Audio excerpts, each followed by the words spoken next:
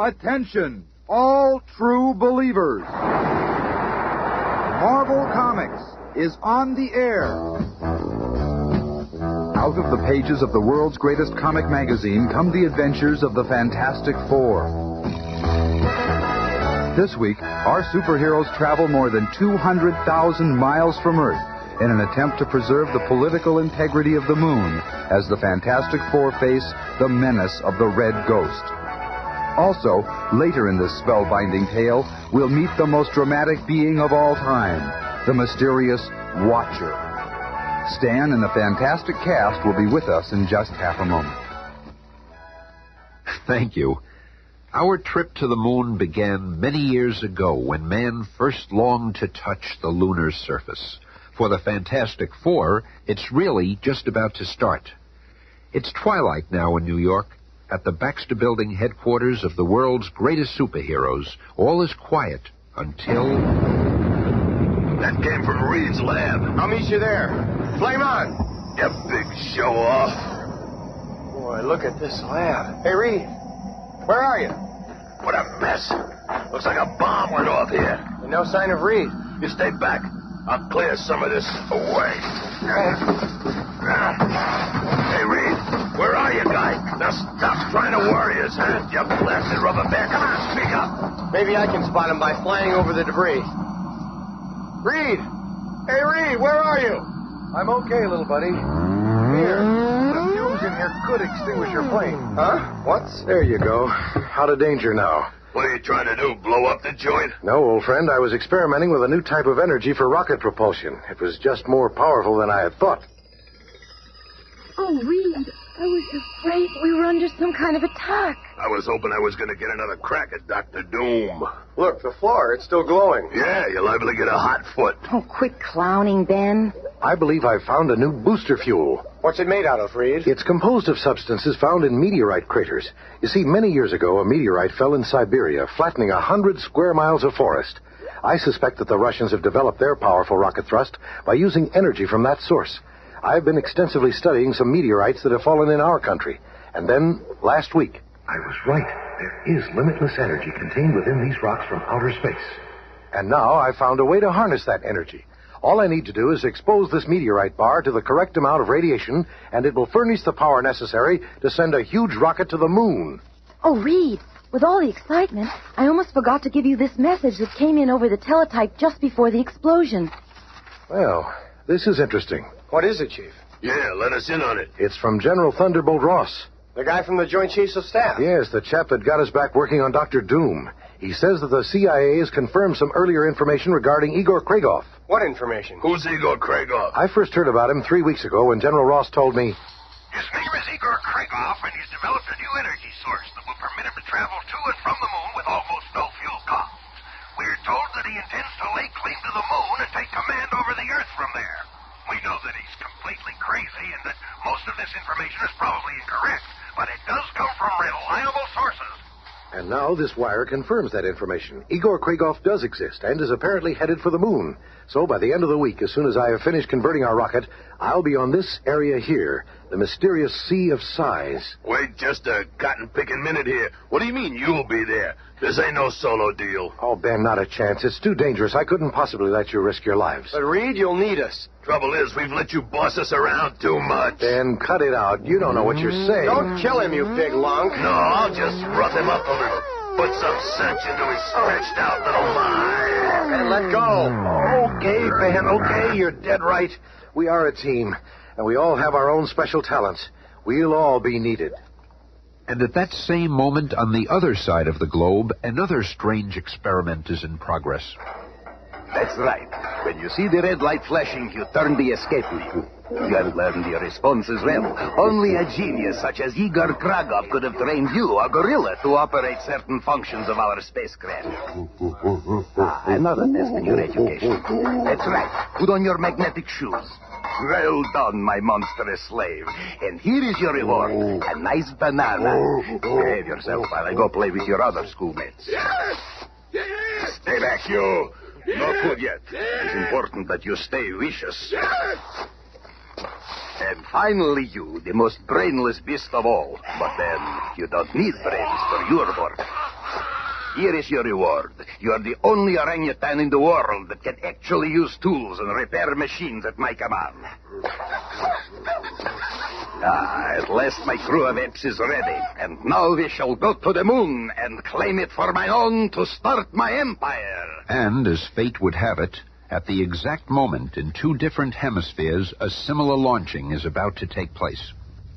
Is everybody strapped in? Get settled, everyone. Remember the high gravitational pull just after blastoff. 15 seconds and counting. The weather station at Cape Cod says there are some high winds about 20,000 feet up. Now then, everyone safely strapped and comfy? Comrade Gorilla, watch for the green flashing light, and then you'll know to switch the firing mechanism to activate. 4, 3, 2, 1. Blast off. The flashing green light.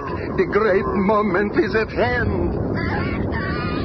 But Igor Kragoff's present mission is more than just reaching the moon.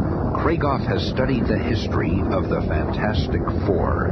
If the Fantastic Four were able to get their powers by being bombarded by the cosmic rays, then my apes and I shall have greater powers still. In our transparent plastic nose cone, we shall have no shielding from the cosmic rays. Whatever dosage the Fantastic Four received, ours shall be even greater. I, Kragoff, shall be Lord of the solar system. And now it begins. I can feel the rays passing through me. And even the apes, they can feel the change. Meanwhile, in their own ship, the Fantastic Four are safely guarded from the mysterious rays. Look! This new guidance system is much smoother, Doc. If there's anything you'd like me to... I can see another craft on the scope. Looks like it's headed on the same course as us.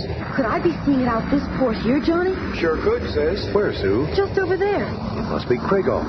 Good. This will give me a chance to test that new atmospheric chamber you designed for me, Reed. You want to go out there? Sure. This job keeps an artificial atmosphere around me. It'll be a gasser. And a few minutes later... Holy smokes. Kragoff's ship is transparent, and it doesn't have any shielding from the cosmic rays. And there's no one aboard except that must be Kragoff and some apes. Now that we have passed through the cosmic rays, we shall see what miraculous powers we have.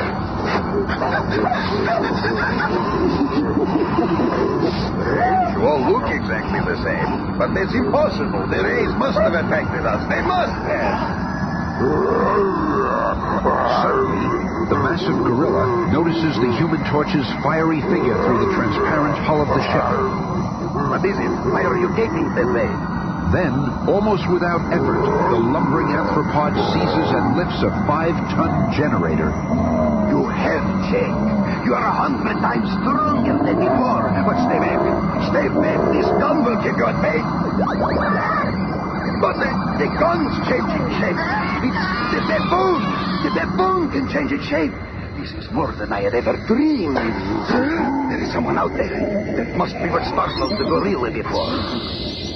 This is somehow the orangutan's emitting a magnetic field. The instruments are going crazy. The orangutan, by simply pointing at Johnny Storm, repels him in the same way that two similarly magnetized poles repel each other.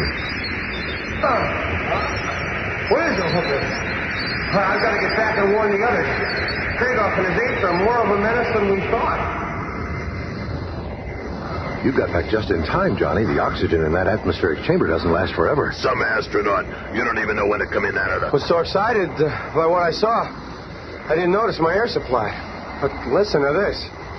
Several hours later, the Fantastic Four's great craft is slowly descending to the moon's surface.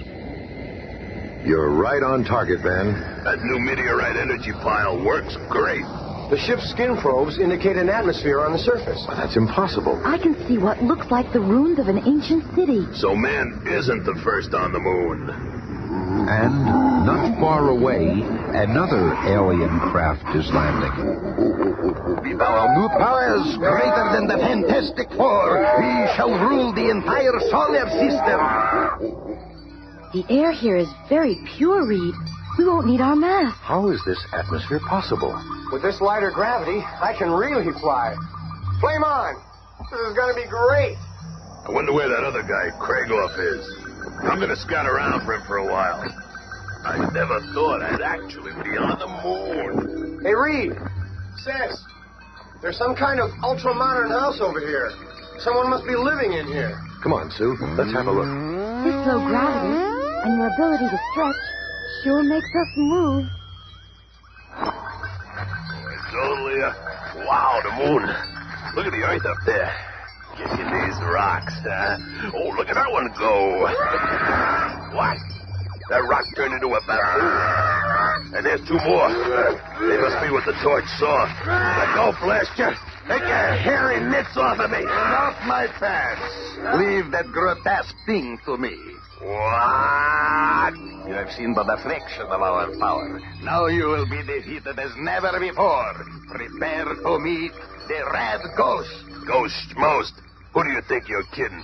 One quick shot ought to set you straight. Ah! Where'd he go? Now you know. I can make my body invisible like your Susan Storm, but also intangible like a ghost. So what? With my mental powers, I can will any part of my body to become solid instantly. Solid enough to pick up this stone and... Put down your weapon. The Thing, the Red Ghost, and the three Super Apes stand in shocked amazement before the one who appears to have come from nowhere. Cease this useless conflict. The Watcher will not permit it. The three apes are captured in individual globules of shimmering synthomatter, and then the strange, rich voice is heard again. Hear my words, you of Earth. I come from a world so far from here that you do not even suspect its existence. My people roam the entire universe, watching, observing other worlds. But during our eons of watching, we have never once interfered. Never have we made our presence known. Until now.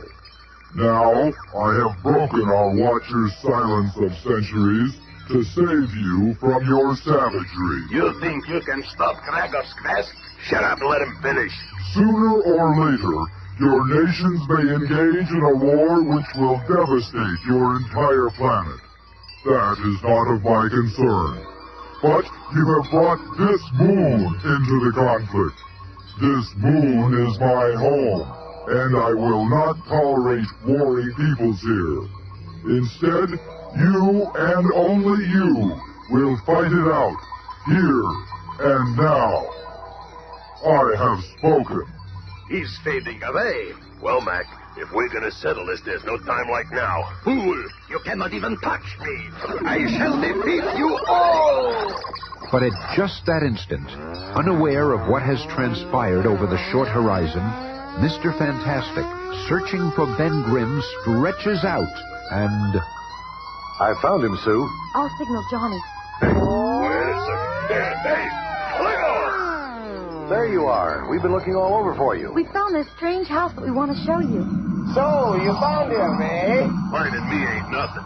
Wait till the Watcher finds you. The Watcher? What do you mean? I'll try to explain, but it ain't gonna be easy. Well, here's the place. You've met the man that made this house? This house is okay, but the Watcher himself can do anything. He wants us to duke it out with Kragoff and let the winner determine the future of the moon. Who is this Watcher? Look, that must be him inside. And slowly the Watcher becomes visible to all the Fantastic Four. He stands in his great transparent chamber. The Watcher. With his vast powers, he's able to manipulate the very fabric of space and time. I shall bring both warring factions together in a vast, secluded combat area here upon the moon. As soon as the thought has passed through the Watcher's mind, the Fantastic Four find themselves swept upward in a floating, spinning whirlpool of sheer energy, bringing them to a wide chasm in the moon's sea of storms, the site for the most crucial battle of their career. What an amazing place. A civilization hundreds of years advanced from ours must have lived here hundreds of years ago. That ancient city you saw through the port as we were landing. Well, don't go souvenir hunting. The Watcher must have put Kragoff and his apes here, too. I hope so. If that guy wants a fight, I figure we're just the ones to give it to him. This is all wrong. We shouldn't battle Kragoff. Why can't we all explore space together as one brotherhood of Earthmen? Oh, it's real noble, Stretcho, but Kragoff ain't buying it. He thinks him and those apes can lick us and claim the moon for God knows what. Hold on, Rockman. Nobody is strong enough to defeat the Fantastic Four. That horrible man and those dreadful beasts. Probably watching us at this very minute, waiting to strike. Right you are, female. And the first of whom shall be the first to experience my freeze gun. See, it covers this target with a gas which turns to ice. Look out, Johnny. If it gets you, you'll... Gallant gesture, but you are sacrificed. And I seize the air. He's got Sue. Come on, Matchstick, we're always looking for action. A couple of fireballs ought to warm things up. But the Torch meets his first setback when the super baboon becomes a sheet of thick asbestos, smothering Johnny's flame. The thing rushes to Johnny's aid, and the Red Ghost barks out another order. A ton of fighting fury in the form of a maddened gorilla springs on the thing.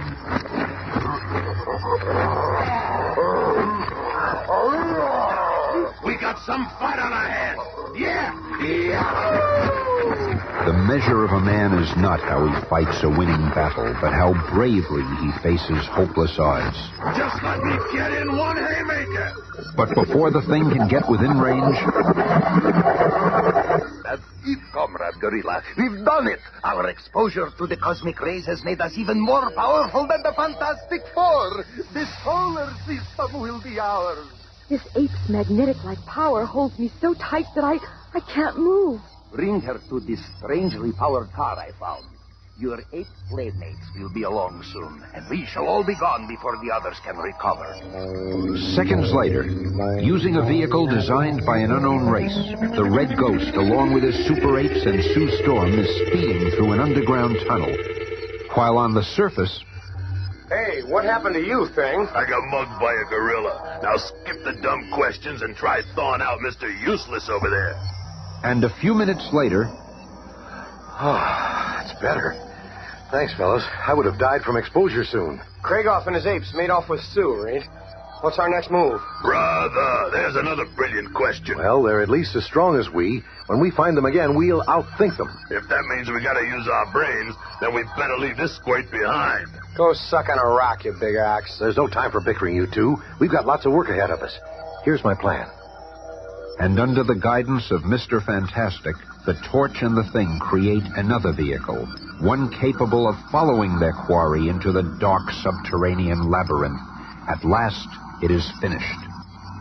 Good work, fellows. It's crude, but it'll do the job. Are you kidding? How are we gonna power this tin can? We've got a ready-made motor. Torch, jump inside the cylinder and proceed with our plan. Okay, Doc. What's the story here? You'll see.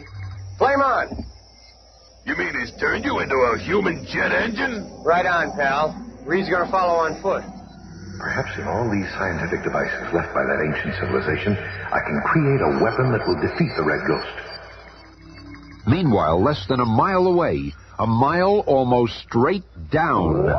So you see, Susan Storm, you cannot escape from this chamber. And this force field can keep my super apes from those packages of food. The hungrier they are, the more they seem to obey. Gloat for now, but when Reed, Johnny, and Ben find you, you're gonna get yours. Find me? I want them to find me. In fact, it's time for me to go lure them here. This locked door will keep you a prisoner, but nothing stands in the way of the Red Ghost. I must find a way to terminate his force field and free the apes. There must be a control somewhere. Wait, there it is. Now I've broken the circuit. The apes will be free. Just my hope. The apes are much too interested in the food to even notice me. At the same time, unaware of what has happened in his absence... Here he is, Johnny. He just came out of the wall. They see me. Gotcha. My plan is working perfectly. Now to go back through this wall. The torch will undoubtedly burn through this stone to get me. And as soon as he appears, this ancient disintegrator ray will take care of them forever. Now I'll just aim it over there. Oblivious to the deadly danger awaiting him, the Human Torch melts through the rock, heading for the Red Ghost. Johnny, wait. Sis. You safe? Yeah. but a deadly ray gun of some sort is aimed right in your path. It's not affecting you. I guess it doesn't affect anything below the visible light spectrum. Well, whatever it is, I'll make sure it doesn't menace anyone again. You blasted rat! You've escaped my trap, but I'll get you yet! It's Kragoff! There you are, Mr. Untouchable. Let's see if heating the molecules in the air itself can make it too warm for you. Escape is such a simple matter. Now I'll move my base of operations to the surface. There it is, the headquarters of the Watcher. What a fantastic storehouse of scientific marvels it must be. The whole universe will be mine. And there is no one to stop me. For a man who cannot be touched cannot be stopped. But as the red ghost looks around him, he finds the strange interior of the Watcher's domicile. Beyond human understanding, it's so advanced. I never dreamed of such wonders. Foolish Earthling! That voice. And with the voice, an enormous image appears before him. You have dared disturb the privacy of the Watcher? In but a microsecond, I can transport you to a place in limbo where you will remain for all eternity. Or by expending the merest amount of energy, I could throw you 1,000,000 years into the past or the future. But you, helpless human, I shall merely brush you off my presence as one would a meddlesome flea. Be gone! There he is. Out of nowhere. Let him have it, Reed. Hey, that gizmo works great. You stopped the red ghost dead in his tracks. This paralysis ray operates only on Kragoff's individual body structure. If we've beaten him, then we've won. Look, at the edge of that crater. It's him, again. The contest is over. You have triumphed. Now that mankind has reached the moon, I must go to a more distant part of the galaxy to observe you mortals. We Watchers must be ever apart from other races. I shall be departing soon, and when others of your kind return here, they will find no atmosphere. This artificial environment will evaporate without my presence. Remember this. No matter how far you travel in this limitless universe, you will never be alone. And now, farewell. Space is your heritage. See that you prove worthy of such a glorious gift. As the awesome figure of the Watcher dissolves, our heroes prepare for the long journey home. Red River hoses, naked grapes, Well, I'll be glad to get French back and home, sourdough. Yes, that National Space Agency will be interested in this meteorite energy source. And I'm sure that when you speak to the UN, they'll see to it that the moon isn't dominated by one nation. We're just about ready over here. The countdown is 8, 7, 6, 5, And when the 4, Watcher's atmosphere 3, evaporates, 2, goodbye, Kragoff and 1, company. blast off. But, unknown to the weary Fantastic Four, they're heading into a still more amazing adventure, for they are about to again cross paths with two of their most dangerous foes. But that's a tale for another time. Be here again on Monday at this same time when the Fantastic Four return from the moon, only to face the mighty Submariner and the sinister Puppet Master.